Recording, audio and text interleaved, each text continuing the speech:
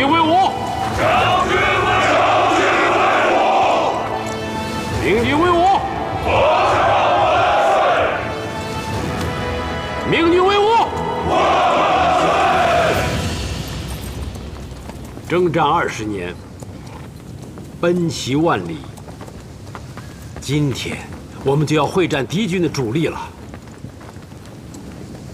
我要你们和我一起马踏连营，我要你们和我一起血战沙场，让我们子孙永不再受战乱之苦。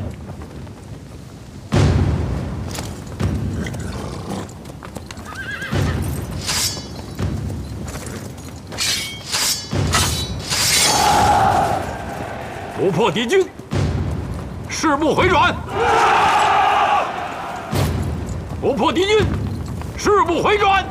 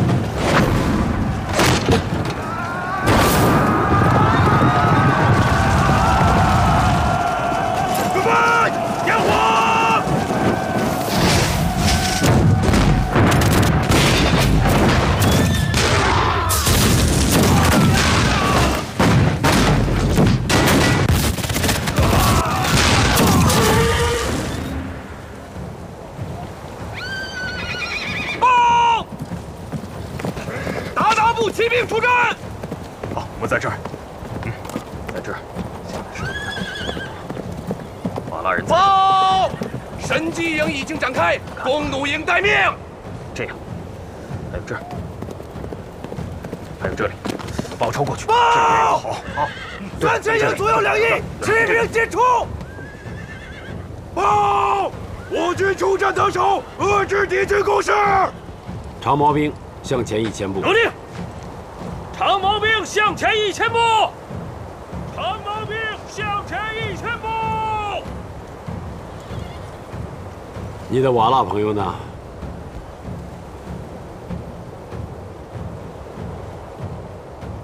击破鞑靼部，就在此时。是。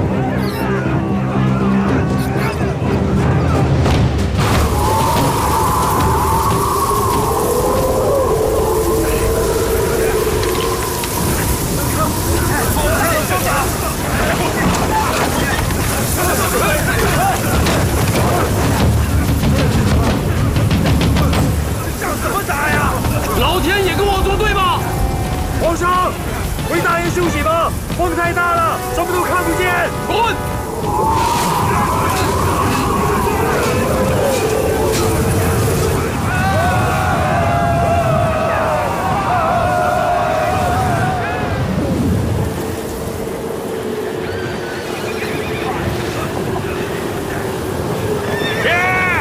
先撤兵吧，风太大了。胡说！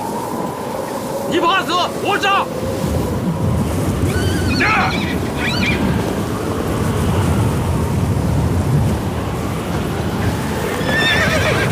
报！左翼骑兵回防！报！右翼骑兵回防！什么回防？叫他娘撤退！爷爷，让长毛兵撤回来吧，左右两翼的骑兵都回防了。长毛兵很容易被他们吃掉。撤回来死得更快。你们去监斩2翼骑兵的主将，退后一步者死。是。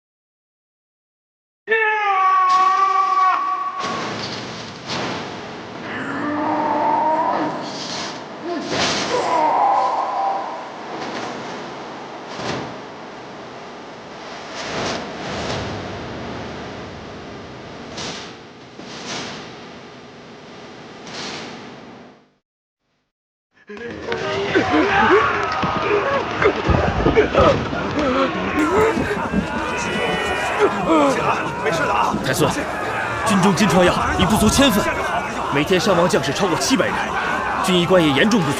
后勤辎重被袭，补给送不上来，剩余粮草不足1月之用。军医官，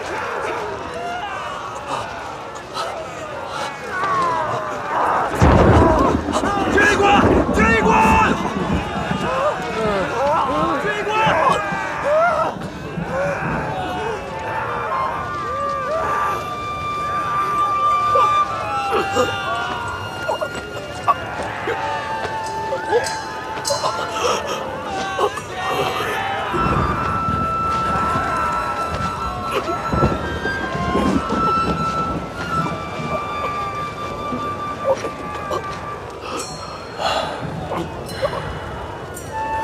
兄弟，穿双好鞋，好好上路。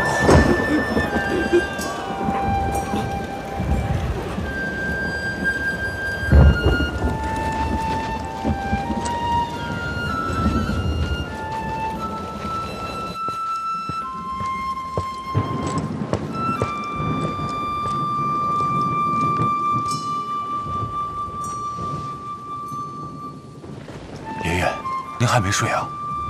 啊，去哪儿了？我去看了看受伤的兄弟。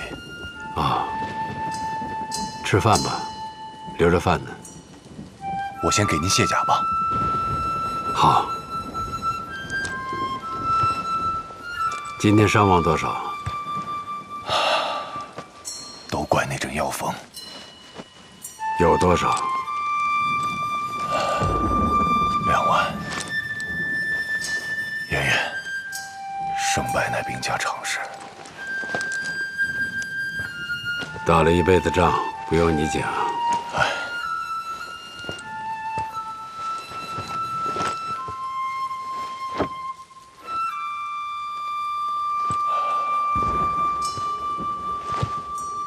爷爷，我想替左右2翼的将军求个情。他们不是贪生怕死，实在是天象不利于我军作战。士兵们冲到阵前，都迷了眼。我知道，他们都是跟着我从北京出来的老将。告诉他们，打军棍是跑不了的。是。今年雨水来得早，过几天要再不放晴，申集营就完了。没有申集营，一样打胜仗。爷爷莫说丧气话。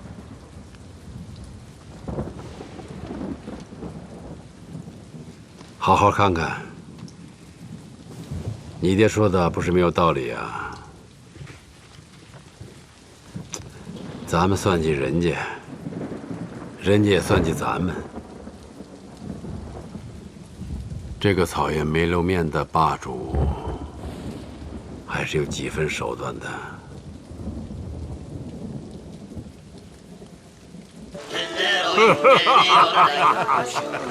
来来来来，喝酒喝酒！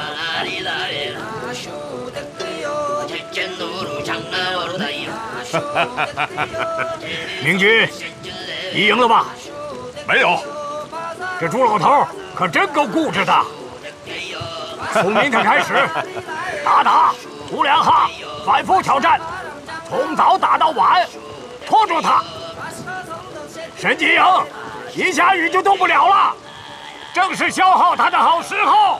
喝酒，喝酒！来！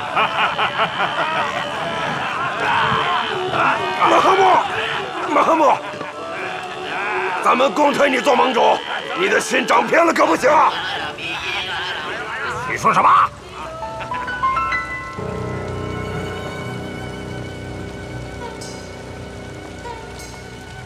马哈木，听说瓦剌部不动一人一马，难道鞑靼人的命和兀良哈人的命就那么不值钱吗？瓦剌是把好刀，我不能轻易使用它。朱老头要把这儿抢走，瓦剌人也会流尽最后一滴血。这个时候说这种话，想动摇我的军心吗？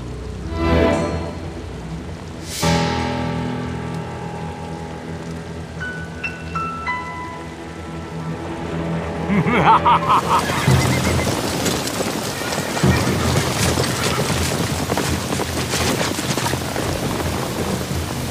申集营，把大炮推回去！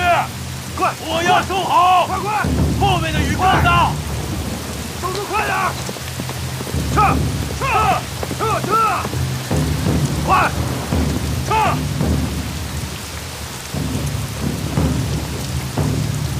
我要收好！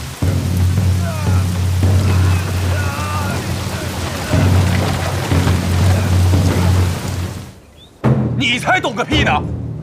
一过三峡口，两山之间就成夹道之势，中间的通道仅能容下一骑，大炮跟车辆进去容易，出来难。鞑靼跟瓦剌在山上布了3万兵力，可以以一敌百，所以这条路根本行不通。小子，你跟谁说话呢？跟谁啊？你说什么？我说，我就是个屁。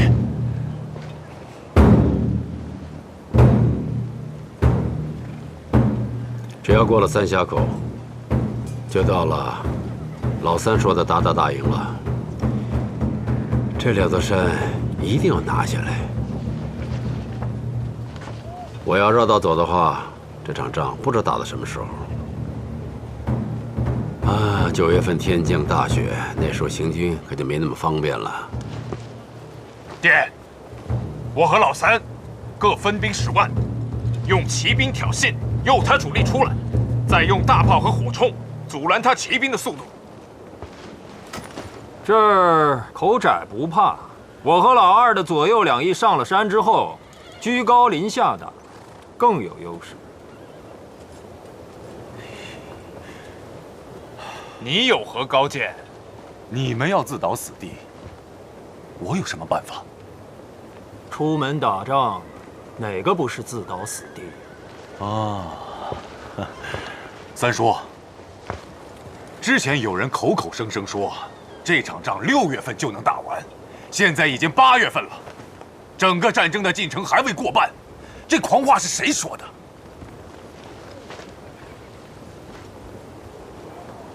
我说的。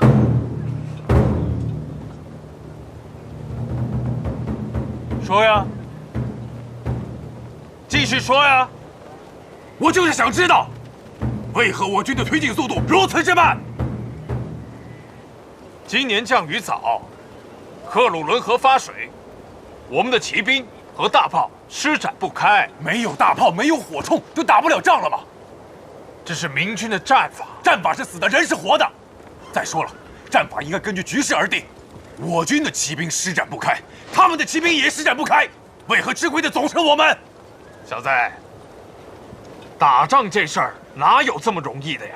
啊，现在就是得苦战，熬下去。这不叫苦战，这叫蠢。呼兰呼什温这一战，我左右两翼大军没有占到一点便宜，鞑靼的3万军队从容撤走，我们不过是占了一座空营。还有，4月12日、4月19日，我大军紧追不舍，在沃南河畔连输2场，两军相持不下足足4个月，我军一步未进。我后方补给将阿鲁台搅和的一个乱七八糟，没有补给，我军将士小伤致残，你还不是皇帝呢！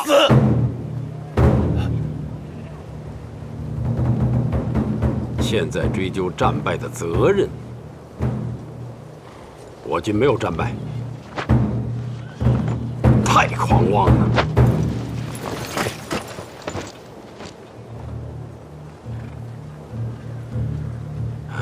这次是我第5次在长城外用兵了。这次难呐，因为关外这些部族知道咱们是要决战，联合起来了。好啊，我还怕东一摊西一摊，打了就跑，耗时日久。现在我们遇到这点难题，是天气造成的，不是指挥失误。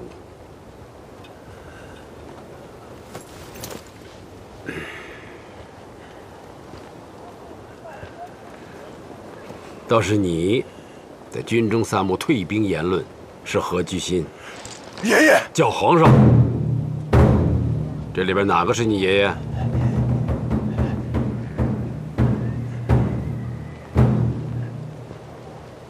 攻三峡口，你当先锋，输了回来我先斩你。去吧。领兵。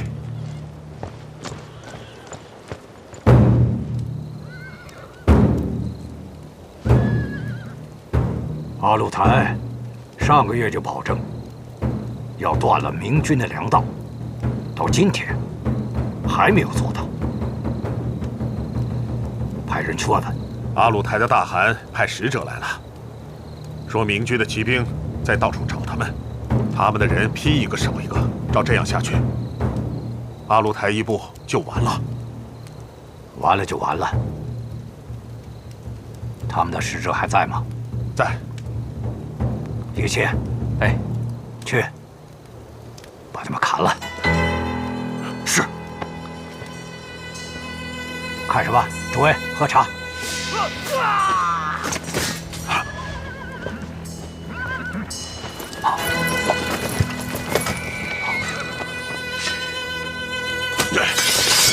马哈木，你这个混血的杂种，你怎么可以杀害阿鲁台的使者？是。你还没有成为我们的公主呢！凭什么？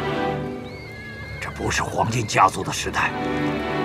这片高原上那么多部落，当年歃血为盟，发誓要守在这儿。如今他们不尽力，我杀了他，有什么不对吗？若是我不尽力，你们也一样杀了我。我们只推选你指挥打仗，不是让你想杀谁就杀谁。对呀！凭什么杀人？照这样下去，仗还没打完，在这里牧民的尸骨就会堆得像山一样。那你们就去投降吧。你们去吧，去吧，去吧。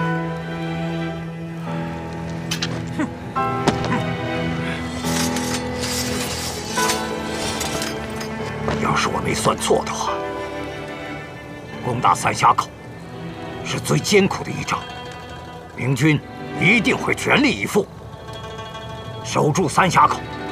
这场仗我一定要赢。你们不总是说瓦剌不出力吗？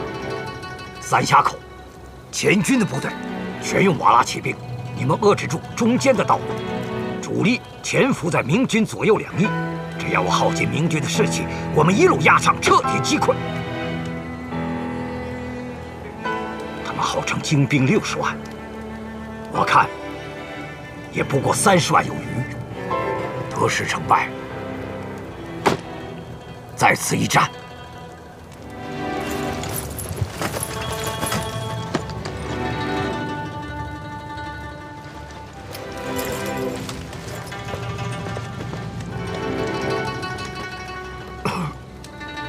爷爷，您去睡会儿吧，老这么熬也不行啊。攻打三峡口，你就不要参加了，我留1万主力给你，万一我们败了呢？你过沃南河，继续往西走，只要一下雪，明军就不追了。给瓦剌保留血脉。爷爷，咱们会输吗？你应该问，会赢吗？想赢，我们死绝了也做不到。他口口声声要50年的和平，我们也想要，可打不疼他，就没法和平。叶谦，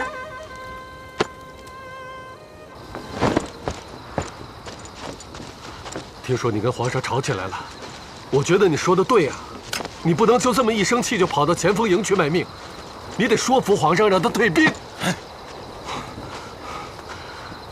三峡口绝对是马哈木为明军选好的战场，我们不能靠武力硬攻，用兵打仗知进也得知退。皇上现在一生气，让人牵着鼻子走。他现在谁的话都听不进去，也许只有我死在三峡口，他才会知道退兵是最好的选择。闪开！出发！你不要走，不要走啊！马哈木已经把我们的办法学回来了，他会死守三峡口，拖垮我们。要说服他，说服他。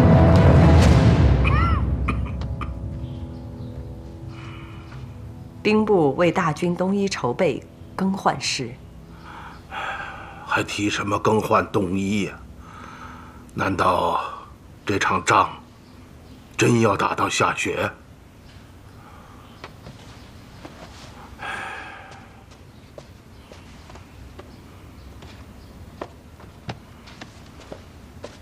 他们已经连着上了4份折子，无论如何不能再留钟了。我知道，不必看了，真是愁死人呐！东夷要是送上去，按照皇上的脾气，就得打到明年夏天。国家的钱支撑不住啊！既然战事不利，那就应该早一点撤退。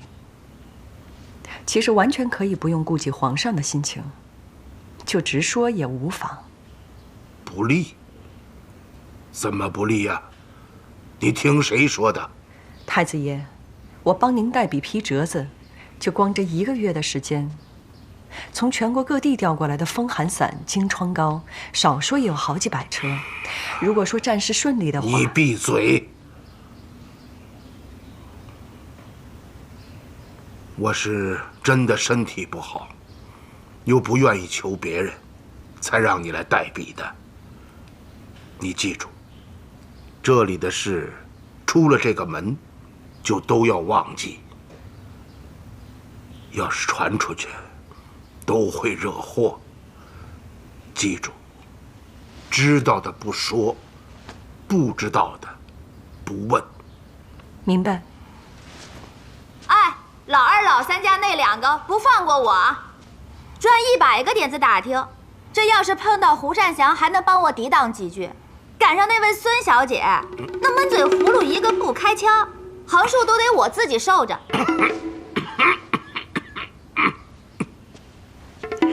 我是不是应该回避一下？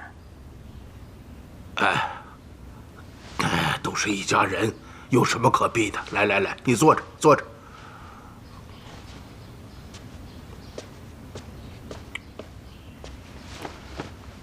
你说吧，让我帮你什么忙？他们说呀，是要打听前线的状况，还说了，说兵部和内阁都调到太子府去了，这太子府啊成了小朝廷了，这颠三倒四的。我今儿跟他们说规矩，明儿说规矩，那总有说不下去的一天啊。我不是教过你吗？啊，你就跟他们说，要想知道国家的军机大事，直接张嘴要求，不行让他们直接来问我，看他们谁敢接话，反了他们了。他们要是下一次再来，就会敢了。嗯？他们想要知道的就是太子爷您的健康。太医院人多嘴杂，想要保密也很难。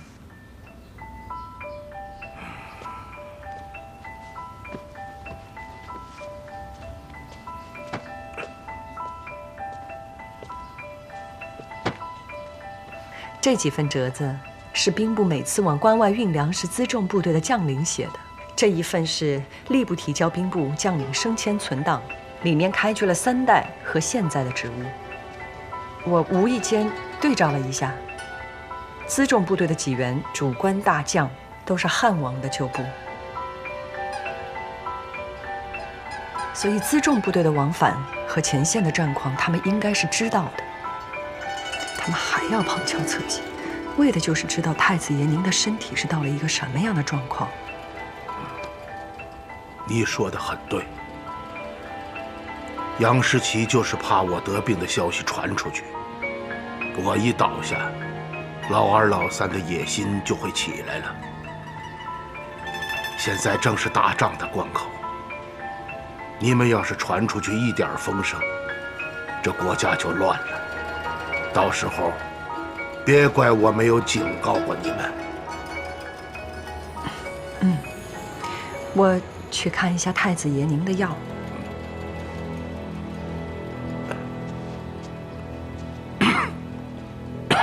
太医说了，要你养神。你万一有个闪失，那国家乱不乱我不管。我和儿子先被你坑了，你为了我们俩，也得听太医的话呀。我要是不为了你和儿子，我何必在这儿拼命呢？儿子在前面拼，我在后边顶着。篱笆扎得紧，野狗才进不来。稍有疏忽，就会大乱。而且，现在国家的精锐全都在关外，要出事，就不是小事。这些国家的机密，你知道了，更会害怕。行了，我心里有数啊，你别问了。太子府那么多文员抄手，你怎么不用啊？你知道哪个是老二的人呐？哦，太孙嫔学我签字学得很像，嘴又紧。毕竟都是一家人嘛。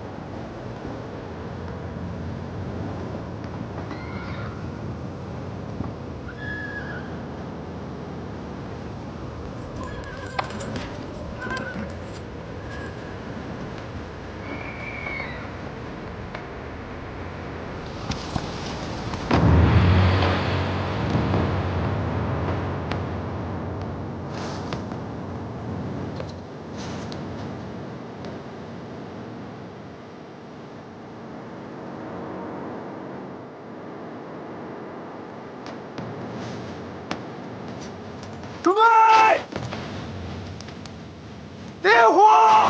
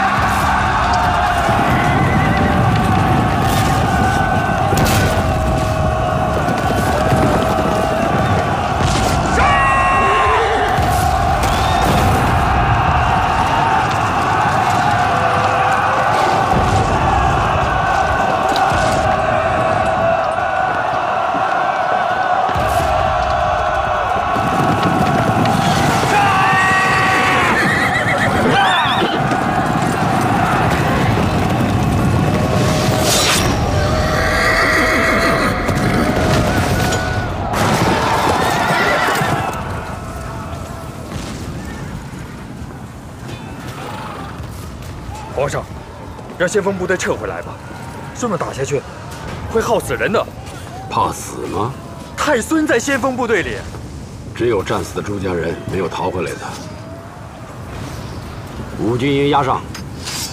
五军营，中军压上。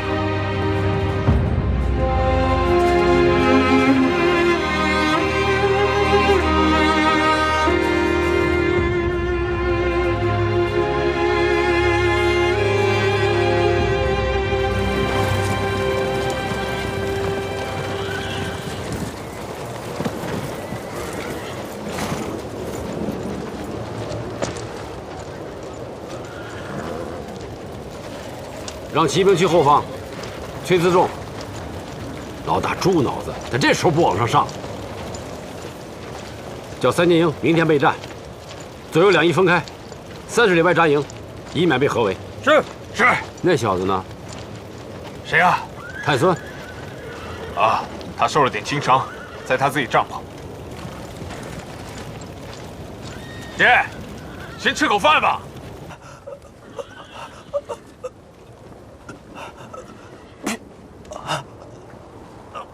下辈子，我让你亲手杀了我。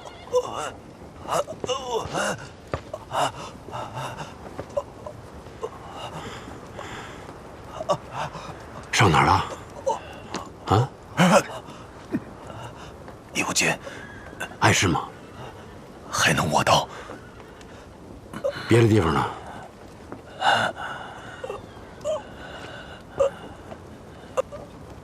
是他替我挡了一枪，要不然躺在这儿的人就是我。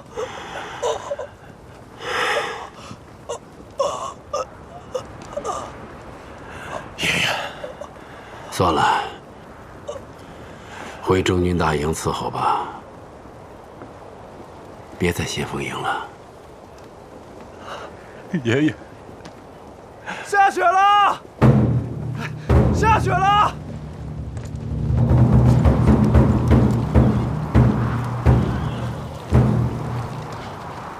爷爷，不妨事，一直在晕。不妨事。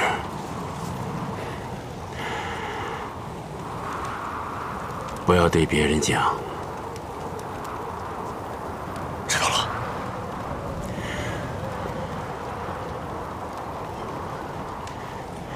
回中军大营。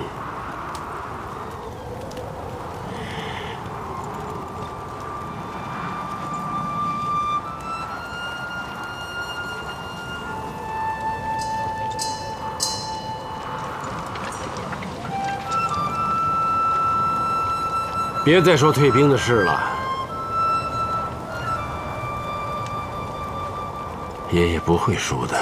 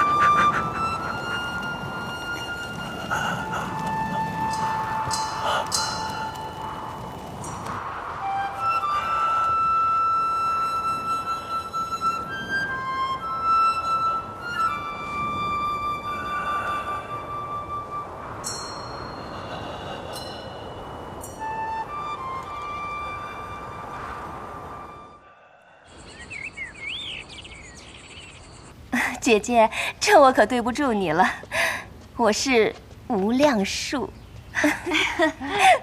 这汉王一打仗啊，是硬桥硬马，连汉王妃的手气都这般硬，我今天算是见识了。我是一直想输给姐姐一把，我这不是有事求姐姐吗？就是，再这么赢下去，我们俩今天可就白来了。我们之间还说什么求不求的话呀？这打牌倒打出不是来了。有什么事儿说吧。姐姐，有句话我不知道当讲不当讲。太子爷早晚是要登基的，皇上一出征，他就是皇上。往来消息也给我们透露一点。听说太子爷把兵部搬到家里来，内阁大臣也在太子府办公，那这不就是整个朝廷了吗？姐姐，您可真有福气，你也得可怜可怜我们俩，伸着脖子巴巴的看，连个信儿都得不着。太子爷办公的时候，我们谁有胆子问啊？您这么说，可是难为我们太子妃了。你从来都不问是吗？这是太子府的规矩。太子妃不问，那是因为太子好好在家里待着呢。你不问就不对了。你刚刚嫁给太孙，他在战场上风霜雪雨，是死是活，你都不问，是何居心？哎呀，就别为难这些小辈了。你们说吧，想知道什么？如果想问赵王和汉王的安危呢，那是一定没事儿的。这么大的事儿，太子哪敢瞒呢？但是想知道军情机密、部队调度，还有后勤供给，那我可真不知道啊。关键是听不懂啊。要不我到前面去把太子爷请过来，给你们俩细细说，但是要保密哦。如果走漏了风声，皇上要是怪罪下来，那我可担不起。这些军国大事啊，我俩哪敢知道？这要落一身不是啊，可就不合规矩了。谢谢妹妹体谅。还有什么想问的？咱问完了再答。我突然想起来，我还有好多事儿没做呢，怎么就在这玩起来了？就是姐姐，今天呀，我们就先不打牌了，明天呀再聚。王爷呀，老说我这嘴巴上没有把门的，刚刚可把太孙妃给得罪了。你跟我走，江宁府送来好多花色的料子，你替太子妃和自己多挑一些回去。您是长辈，哪敢说什么得罪的话？太客气了。好了，你们去忙吧，送客。走吧。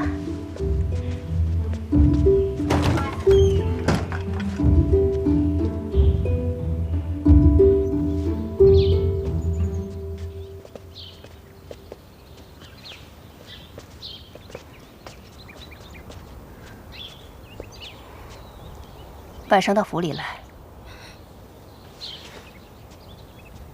汉王进宫的时候，不是说过，到了要用你的时候，你不许推脱。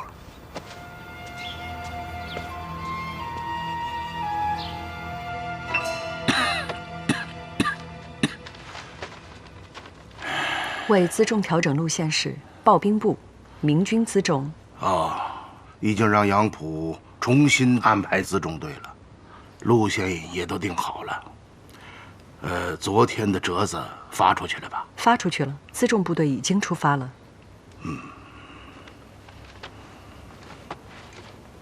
为清剿阿鲁台残部事。现在还说什么清剿啊？山海关的部队不能动，皇上如果有后撤的意思，可以派兵接应。大同、晋阳、宣化、山海关一线，要防止敌军突入中原，就这样回复吧。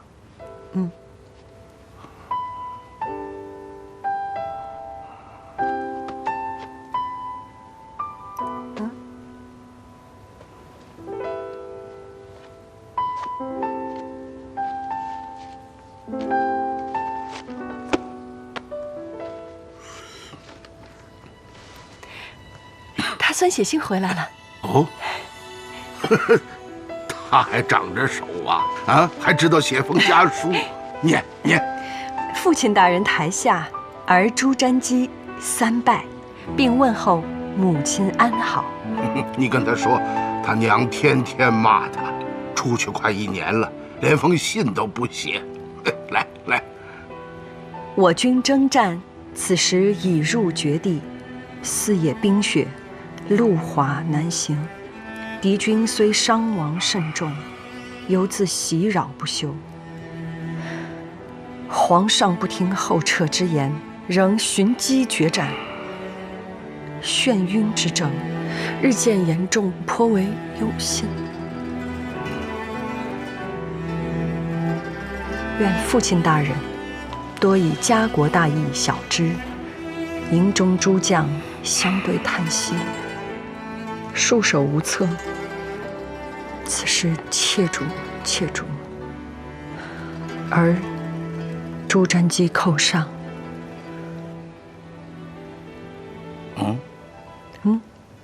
没了，没了。哼，他还写什么家书啊？干脆上个折子得了。怎么满纸都是这公文的口气啊？这孩子，哎，你再找找，再找找，再找找啊，看看那，再看看，找找，啊。我就说嘛，这孩子不会就写这么点儿的，快念，快念啊！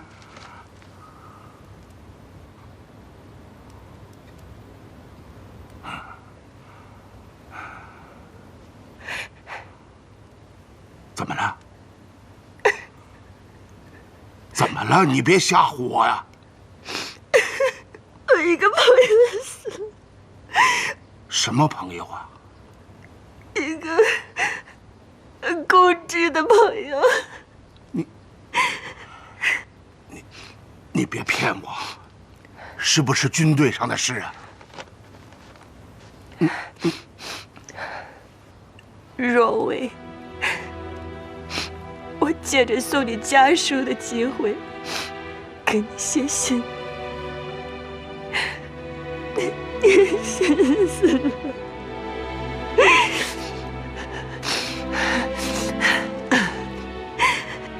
替我挡了一枪，我救他回来，营中无恙，他伤势有重，我把他埋在克鲁伦河旁边的山上。死去的大明将士都在那里，那里勇士很多，他会叫他好朋友的。此时他们应该在地府里大吃大喝，这是你的前尘往事，我不能不告诉你，你也不必恨我。这场仗凶险万分，如果我回不来了，也许是件好事。将来我们再遇上，必是另外一番面目。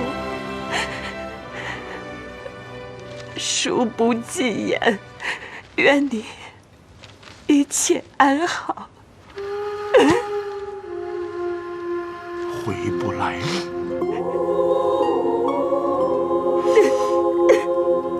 回不来了。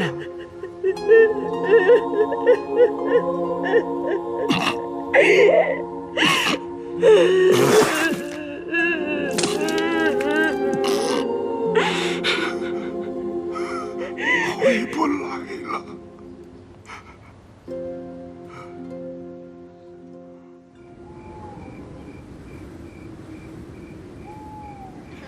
今儿喊你过来，怎的还跟我推三阻四的，装什么好人家呢？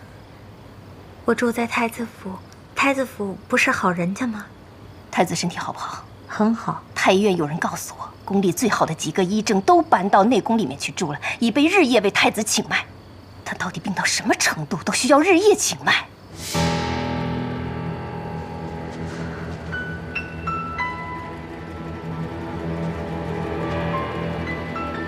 你实话实说，不是我要知道，是汉王要知道。太子爷的身体不好，这在宫中也不是什么秘密。现在国家在打仗，后方的军需，迁都过来的大小事宜，全国这么多大大小小的官员政务都压在他一个人身上，他不疲惫才怪。一点儿都不信。忘了，你是谁的人？太子的身体怎么样？是汉王他要知道呀。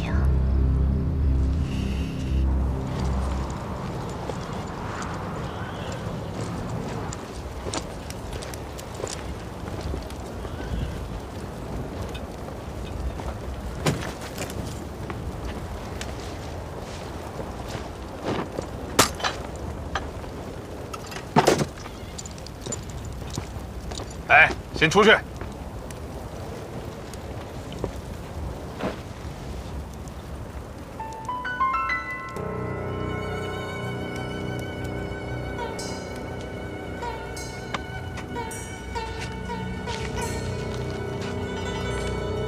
我说什么来着？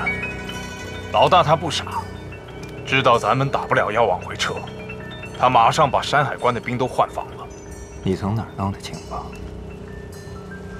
我自然有我的办法。嘿，老三，二哥，何止山海关，宣化、大同、晋阳都换了驻军，未得太子爷手书命令，匹马不得入关。二哥，我说你不如老大明白事儿吧，你还真就不如他。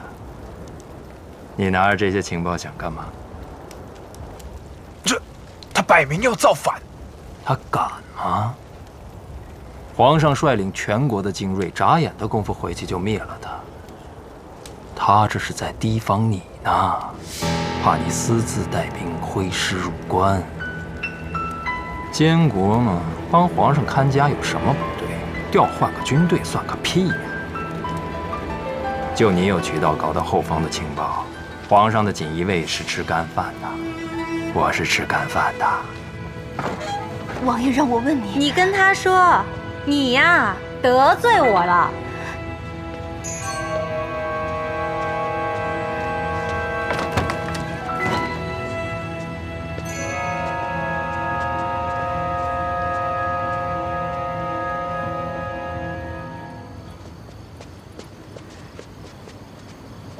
皇上快不行了，你得给自己留条后路。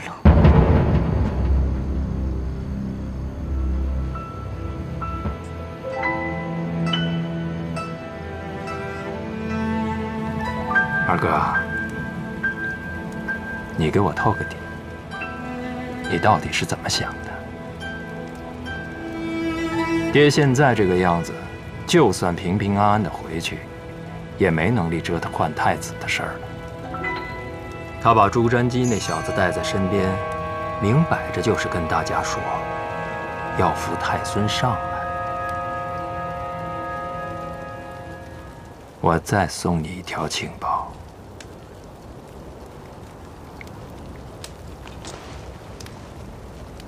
太子的身体只在朝夕了。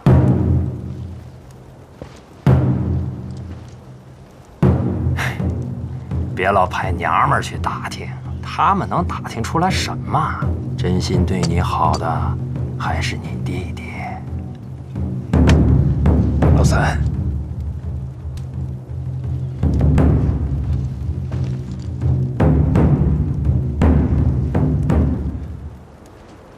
老三，你这回得帮你二哥，给我指条明路。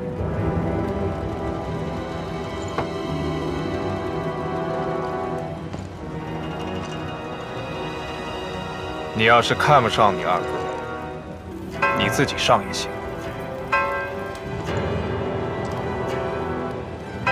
我捧你上来，是为了保咱们自己的命。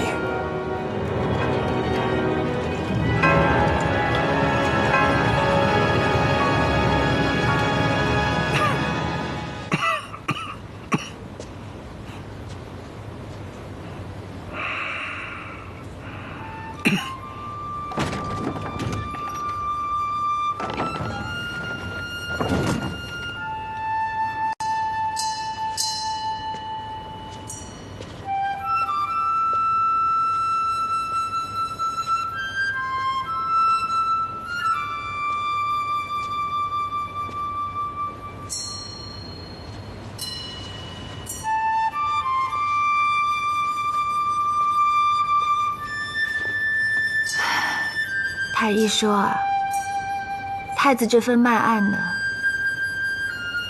心血枯竭，不能再做一点公务了。我就跟太医说，皇上在打仗，保太子啊，就是保朝廷。太医答应再用点药，给他吊命。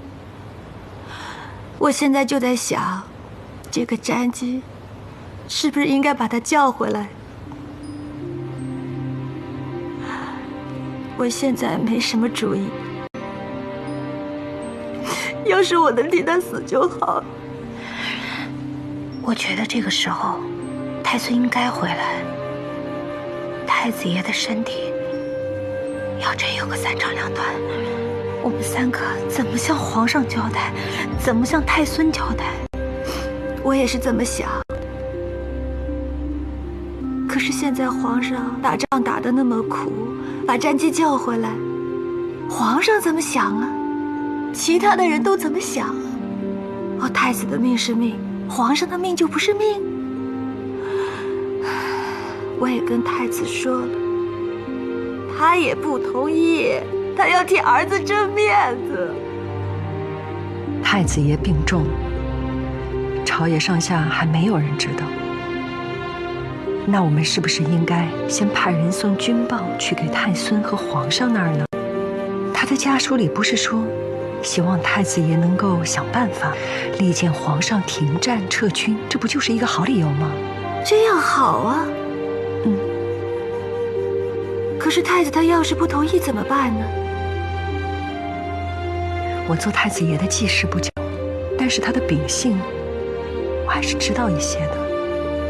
他向来国事优先，如果他已经不能起床办事，那他一定无论如何都会想着先让皇帝知道。万一，我是说万一，皇上的身体也不好呢？这个时候，太孙就应该尽快回来。皇上真有不测。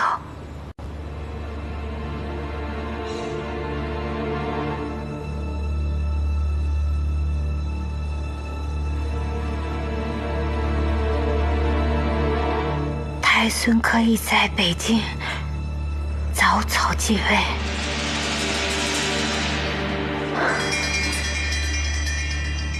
这是你能操心的事儿？后宫妇人和内奸不得干政，犯者斩。这是太祖爷刻在铁碑上，立在宫门外的。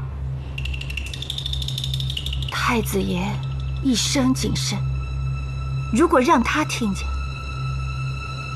断不能饶你。我是分析形势，担心太孙，太子妃饶命。全国精锐部队都在关外，这个时候得让詹基回来当皇上。你想再来一次靖难之役吗？这话千万不能再说了。太子爷这辈子谨慎守城，怎么就来了一个胆大妄为、满口胡沁的太孙妃？要让外人听见，我们全家被你害死啊！我是情急之下，太子妃恕罪。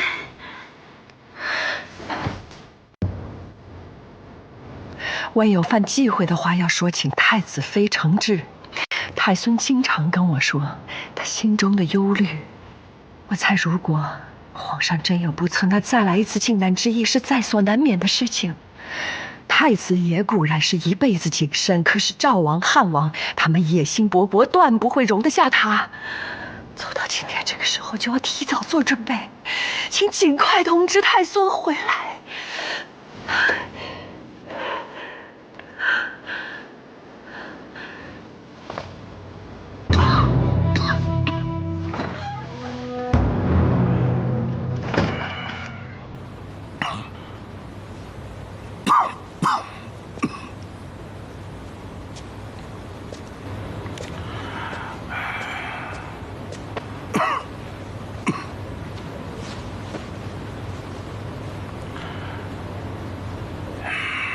太医说呀，身体好着呢。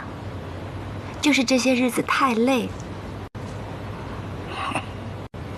好好休息，别再办事儿，将养些日子就好了啊。多久？多久啊？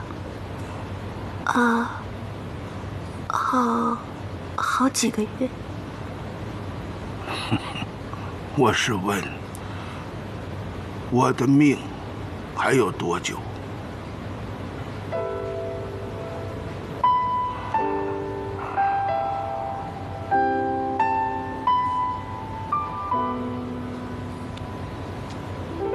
我知道你想说什么，我是怕坚持不到皇上回来了。快给儿子写信。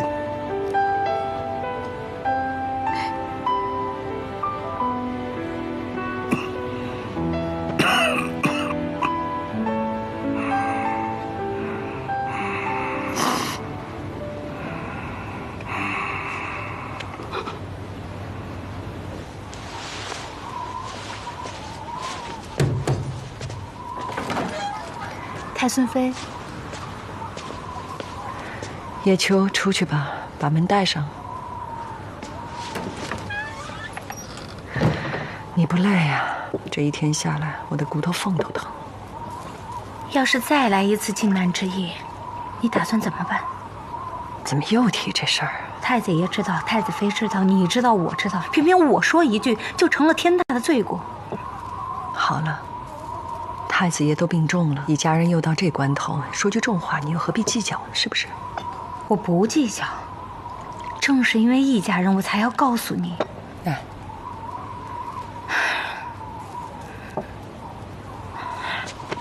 皇上病重是真的，他回不来了。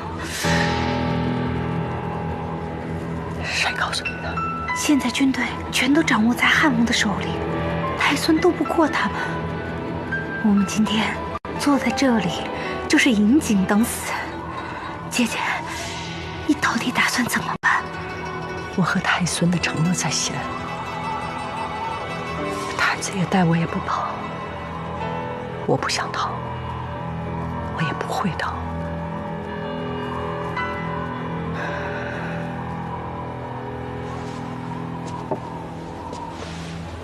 曼音。你还有话没说完。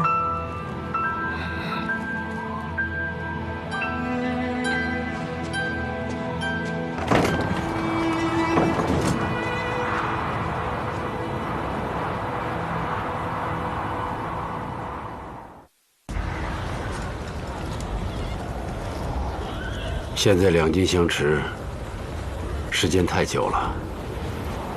我们的补给还有多少？不足半月。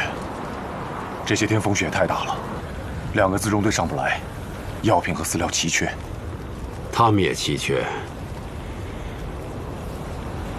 主要是马哈木这个贼头，学了我大明的兵法，竟然把2大营机就相对，瓦剌部居中策应。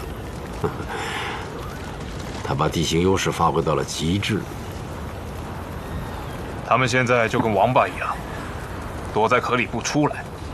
可是下血养攻实在是太难。可惜炮兵太远，要不然可以用炮击他出来交战。只要他肯出营，我和老二的骑兵再血战一场，就能把他的士气打垮。炮是有轮子的。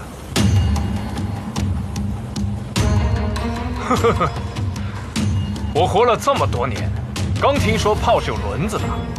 赵王说的未必不是个好主意。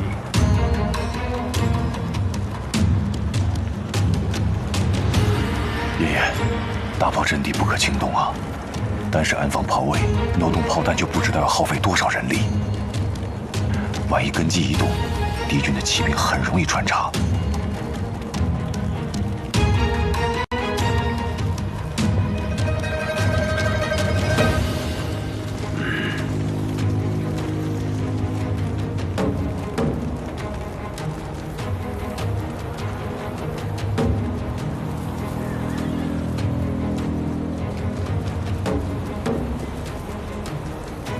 那就动，趁着晚上风雪大，红衣大炮向前移动1000步。3000营监视瓦剌大营。爹，这炮重的有上千斤，轻的也有100、10斤，一夜挪完。现在就挪，马上，有多少人上多少人。要是没有人，我老头子也填上，一点声音不能出，做好伪装。天亮之前，阵地就位，把这个王八壳轰开。是。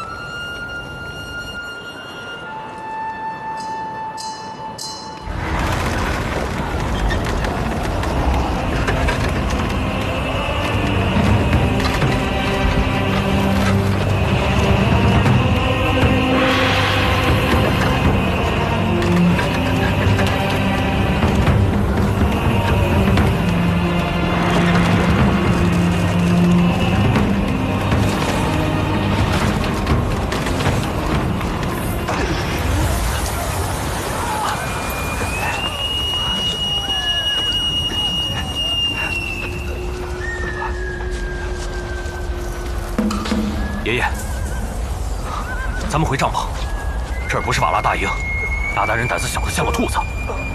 兔子有什么好怕的？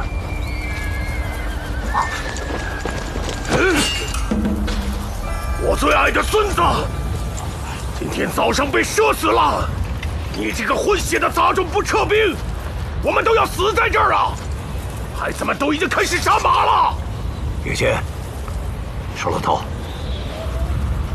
我们走。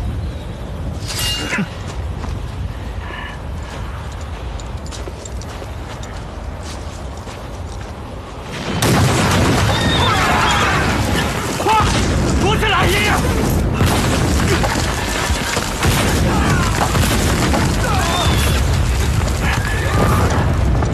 这炮怎么打进来了？明军的大炮阵地前移了，攻击各部，没有命令不许出战。守住这个位置，不能错了。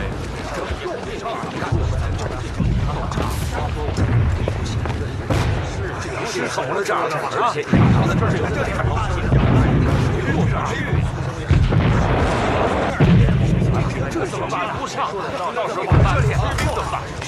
皇上，瓦剌军往山上退，拒不出战。皇上，瓦剌军往山上退，拒不出战。是吗？皇上，瓦剌军往山上退，拒不出战。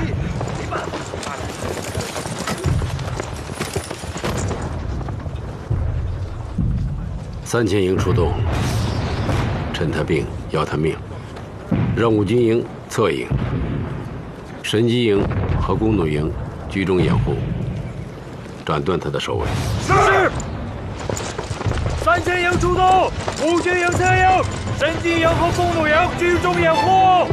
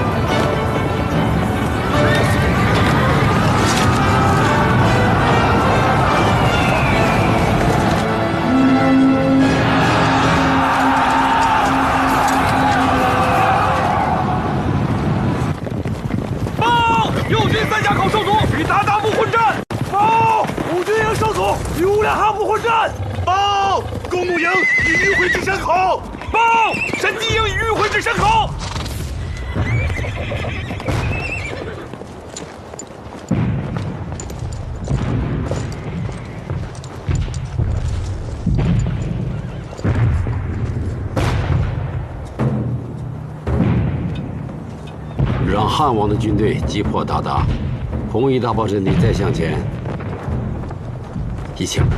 不可！皇上，大炮阵地白天不能轻动，敌所惧我皆在此。红衣大炮是我军进退的屏障，一旦轻动，敌人的伏兵即出。到这个时候了，还有什么伏兵？红衣大炮阵地前进1000步，炮轰敌营。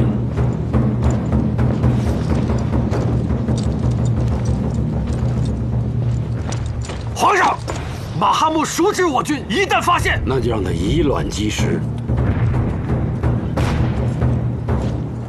是。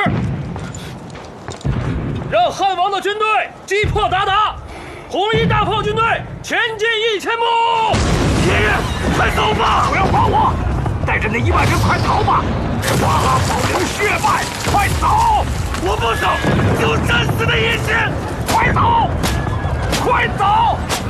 快走啊！对手太狠毒了，我们的士气被打垮了，我们坚持不了多久了。爷爷，快逃吧，给瓦剌保留血脉！快走！爷爷！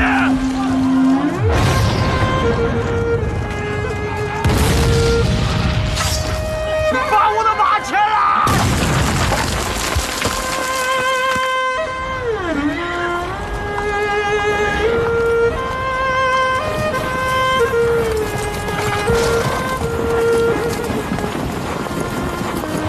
将军，明军前移，红衣大炮的阵地动了。将军，明军前移，红衣大炮的阵地动了。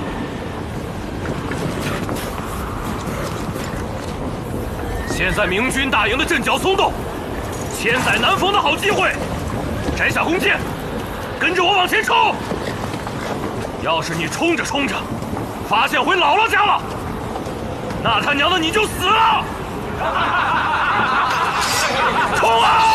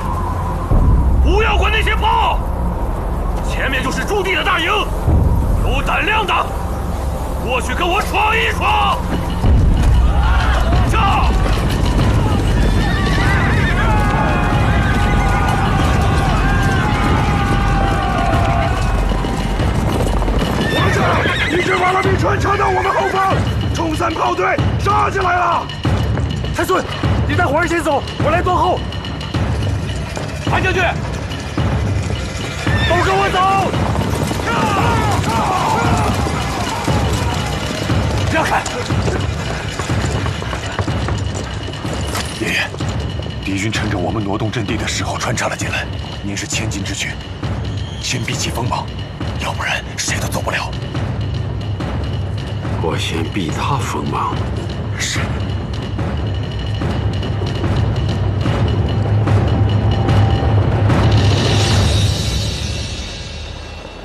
取刀。爷爷，您不能再固执了，您是大军的统帅，不能在这个时候跟他们较一时的长短呐。举刀！来人，皇帝移驾！是。我说你听见没有？驱动，走！放开我！骑兵营上山。是。传令兵，在。再给我调15个火铳手。还有，告诉樊中将军，只要他还能喘息，速速与我合兵。是。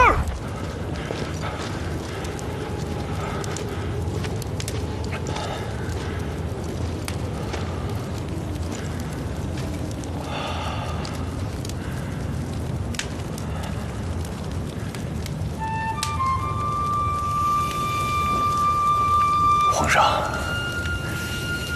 等樊中将军击破敌军，就会过来与我们合营。弘毅大炮阵地是不是已经丢了？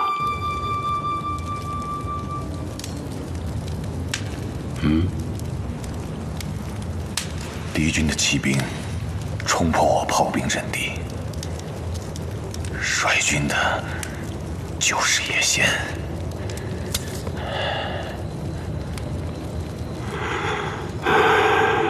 我知道，把他们先给杀了，把他们杀了。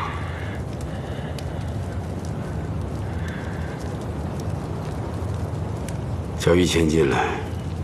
是。传于谦。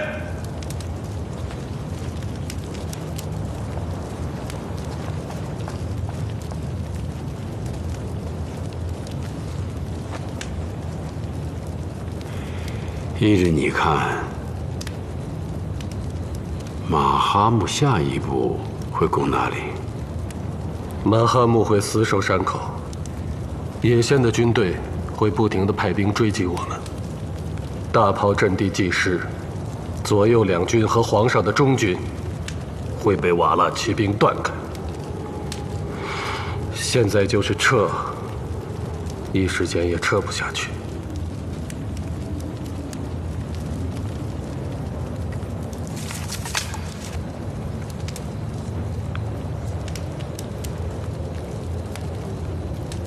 如果我和左右军继续合兵，皇上，继续合兵越陷越深。一旦他们反包围，军队失了供给，我们就回不去了。皇上！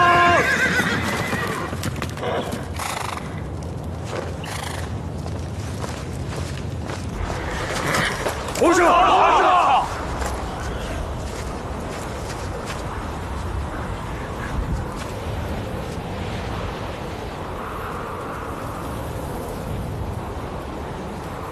中军还剩多少人？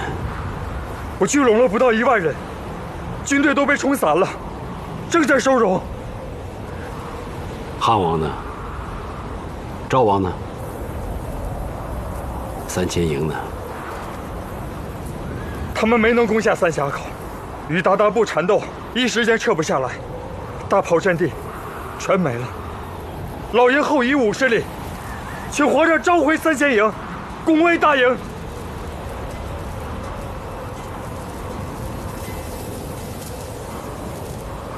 不能合营，可能会被反包围。左右两翼被切断，那合营还来不及了。收容军队，重整兵马，还有机会能赢，大营不能退。告诉3000营，我的后退半步，全力攻敌。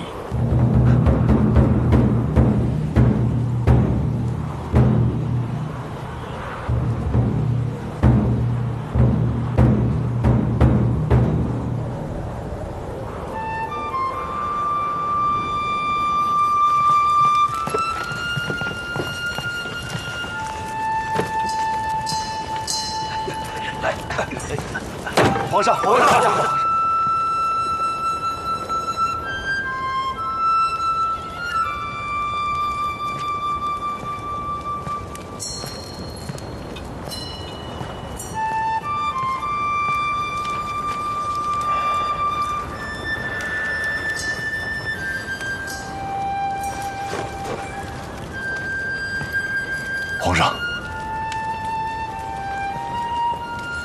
丢什么东西了？回皇上话，丢了一些来往的奏折、地图、沙盘，还有一些士兵的花名册。金银细软倒是一点没丢。来，走吧。是。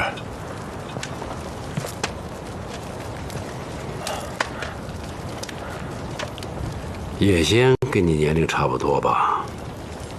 是。这是个劲敌啊！这帐篷里这么多金银器不动，拿走的都是对打仗有用的东西。啊，我冒失了，给大明朝留了这么一个祸害。爷爷，你高看他了。他们不过是钻了我们阵地的空子。再说了，打仗嘛，总有输赢啊。这个我知道，不用你说。是。今天樊中让我召回3000营，呵呵，话到嘴边上了，他不敢说。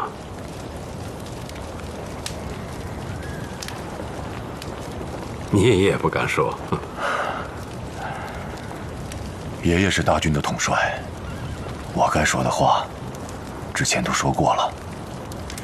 爷爷一声令下，大不了我把命拼了就是。樊中也做此想。那就好。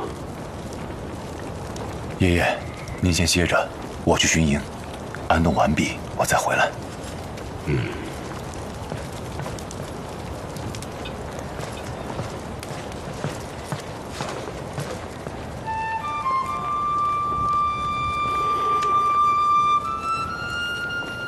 来个人。皇上，地图呢？再取过诺夫地图来。于谦，于谦，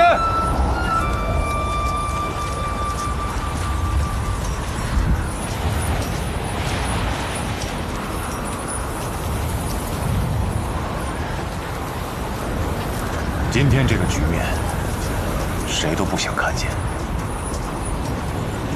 你也深知皇上的脾气。我现在急需扳回一点战局，好劝皇上退兵。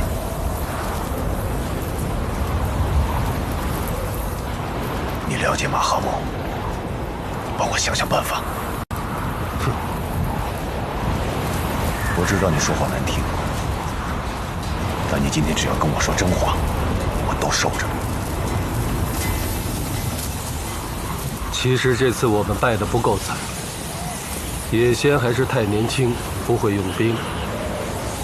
要是马哈木来，我们就都成俘虏了。皇上老营撤走的时候，军队的建制已经打乱，连大道都来得及带走。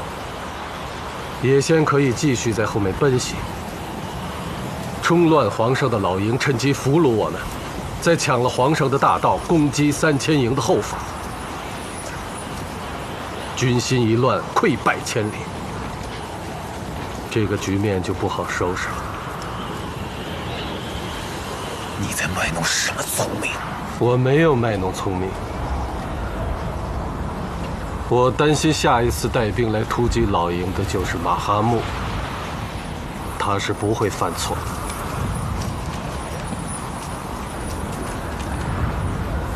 以现在这种形势，撤不下来了。马哈木会借助地形处处接济，我们能不能走到山海关都难讲。现在红衣大炮被野仙毁了，大营和左右2翼被切断。我要是马哈木，再僵持几天，就可以全面反攻了。现在不是谈论怎么打赢的事情。战机早就错过了，兵家算兵，多算胜少算。太孙应该赶紧护送皇上回京，军队不要撤，留下来和马哈木周旋，这样才能保住根本。否则， 60万大军有去无回，皇上失陷在战争之地，那才是百死莫赎的大错。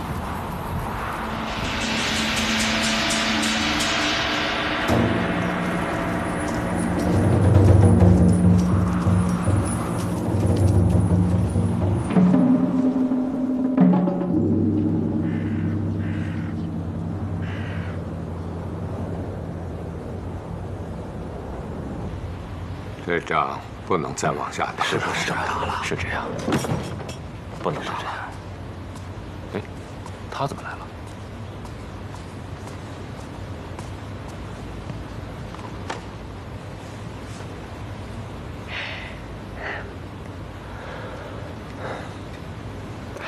太医说，太子爷现在的症状需要静养。每天有半个时辰，我可以和他说几句话。如果3位大人不介意的话，我会把太子爷的批复和他的意思，还有你们的想法居中传递。这也是无奈之举，还请3位大人莫怪。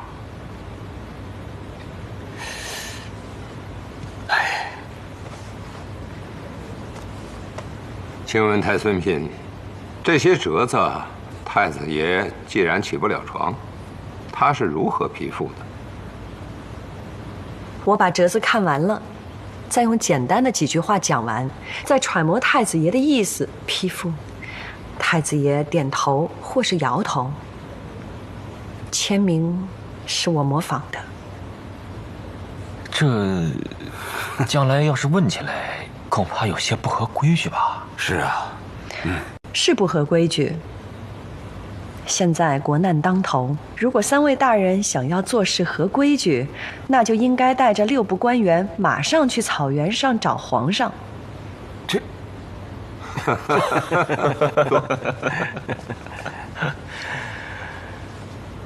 太孙嫔虽然年轻，礼数倒是也清楚，不可有轻视之心呐，否则的话会让你碰钉子。是，恕罪。辎重粮战，太子爷想要选在榆木川，蒙语是乌珠穆沁，这个地方离辎重营最近，地势高又开阔，往前可以俯瞰敌军行止，骑兵也利于展开，攻守皆备。马上通知户部，在榆木川设营。从山海关和北京驻防的被窝兵选2万精锐，去榆木川接应皇上，镇守辎重。你去办吧。是。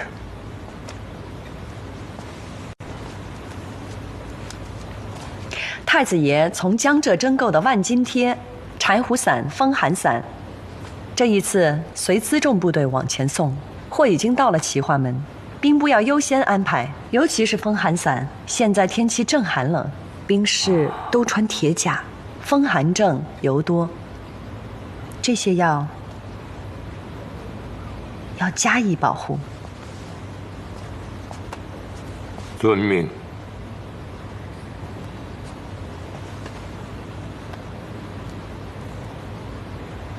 太子爷的病情奏报皇上了吗？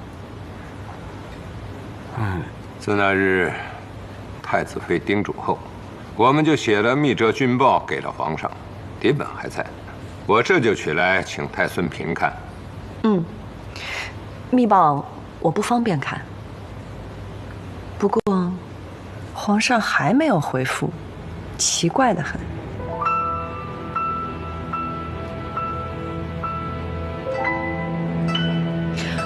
我问过太子爷的意思，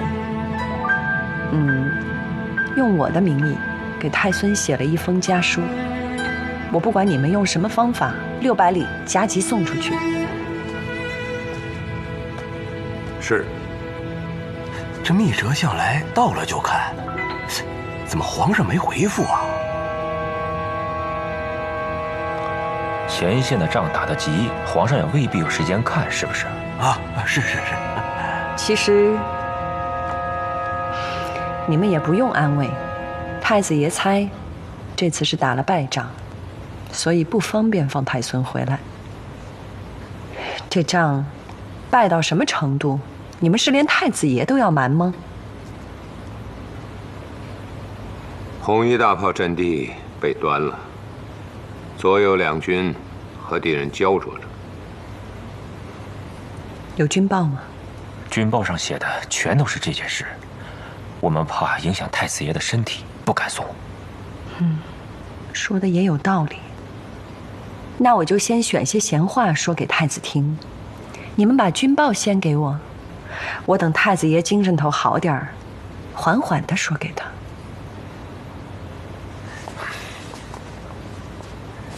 理应如此。实在是国事紧急，我沐猴而冠，还请3位大人莫怪。他日太孙登基，有你这样明事理的嫔妃辅佐，我们深感庆幸。太孙嫔放心，这封家书一定送到。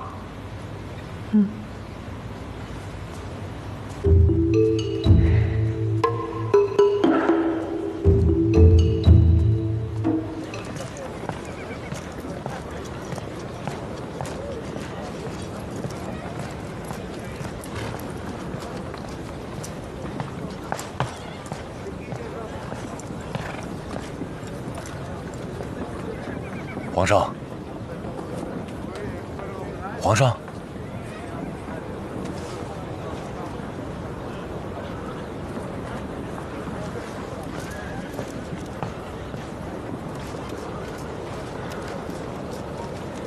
爷爷，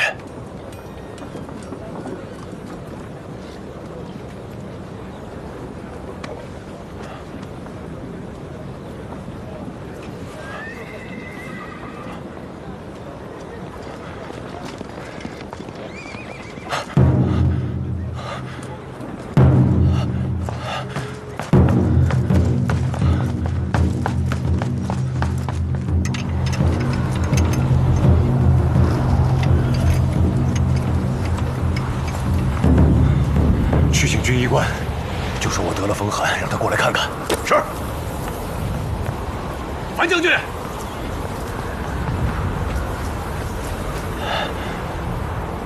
皇上龙体请安，未经你我许可，不得让任何人进出大帐。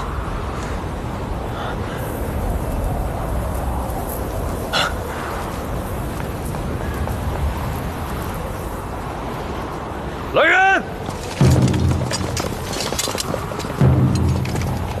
皇上和太孙商议军务，大营附近50步，不得再有人进出。关闭营门，站双岗，披马出营，要有我和太孙的手谕。是。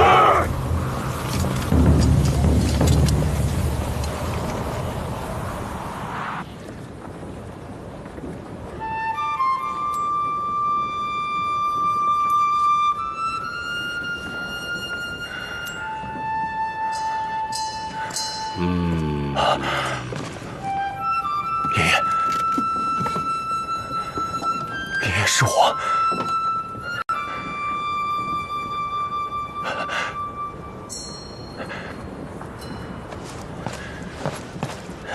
你随我来。皇上的身体到底怎么回事？太孙，皇上是心悸，心事过重，亏了元气，血不能归心。说些我能听得懂的。皇上这么多年征战，从不爱惜身体，像一座老房子，4梁8柱都朽了。我刚才用银针刺激他的血液入心脉，他还要睡一会儿才能醒。你不要回应了，我在旁边给你收拾出一座帐篷，随传随到。还有，你要懂规矩，皇上的病情只可你知我知，多半个人知道，你性命不保。是。我爷爷的病情到底有多棘手？你给我透个底。只在朝夕之间。混账！不会的。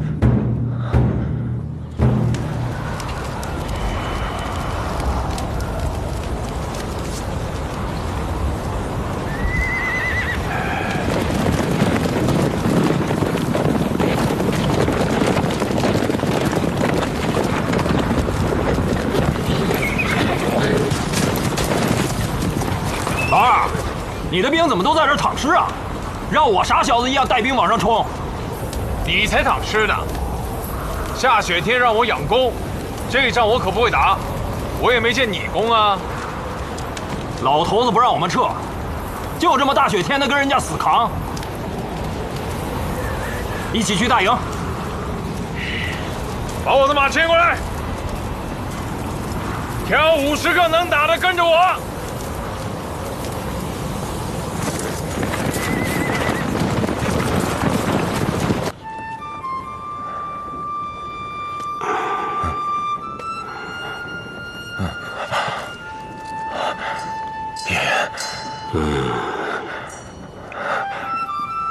我这一觉睡到这个时辰了。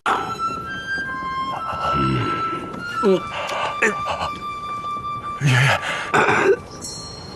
爷爷，快躺下。